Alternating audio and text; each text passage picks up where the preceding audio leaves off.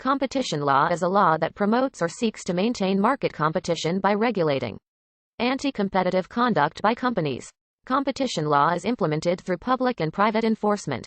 It is also known as anti-monopoly law in China and Russia. In previous years it has been known as trade practices law in the United Kingdom and Australia. In the European Union, it is referred to as both antitrust and competition law. The history of competition law reaches back to the Roman Empire. The business practices of market traders. Guilds and governments have always been subject to scrutiny, and sometimes severe sanctions. Since the 20th century, competition law has become global. The two largest and most influential systems of competition regulation are United States antitrust law and European Union competition law. National and regional competition authorities across the world have formed international support and enforcement networks. Modern competition law has historically evolved on a national level to promote and maintain fair competition in markets principally within the territorial boundaries of nation-states. National competition law usually does not cover activity beyond territorial borders unless it has significant effects at nation-state level. Countries may allow for extraterritorial jurisdiction in competition cases based on so-called effects doctrine. The protection of international competition is governed by international competition agreements.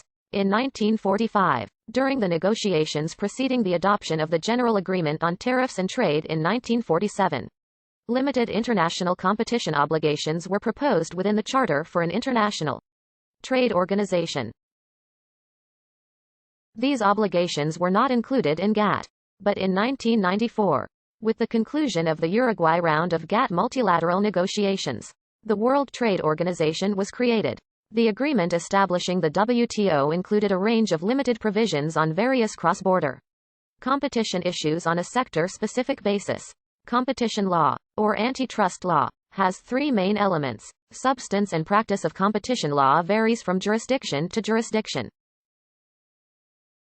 Protecting the interests of consumers and ensuring that entrepreneurs have an opportunity to compete in the market economy are often treated as important objectives.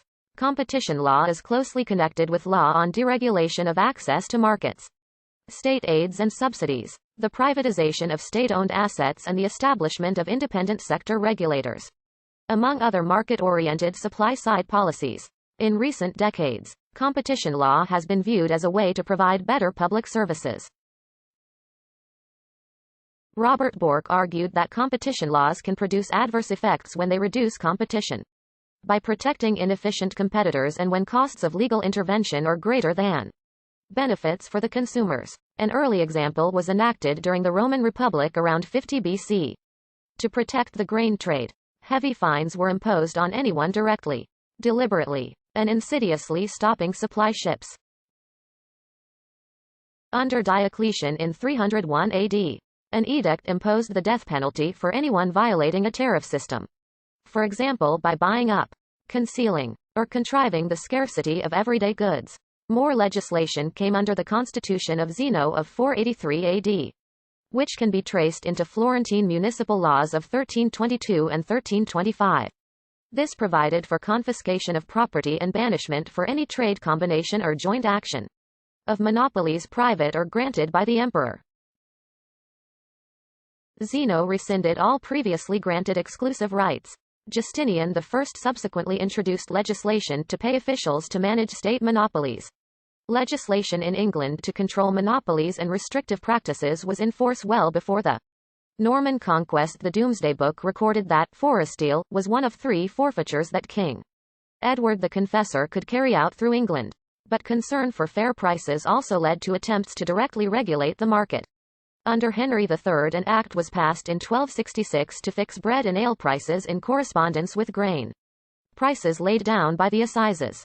Penalties for breach included amercements, pillory and tumbrel. A 14th-century statute labeled forestallers as oppressors of the poor and the community at large, and enemies of the whole country. Under King Edward III, the Statute of Labourers of 1349 fixed wages of artificers and workmen and decreed that foodstuffs should be sold at reasonable prices, on top of existing penalties. The statute stated that overcharging merchants must pay the injured party double the sum he received. an idea that has been replicated in punitive treble damages under U.S. antitrust law. Also under Edward III. The following statutory provision outlawed trade combination.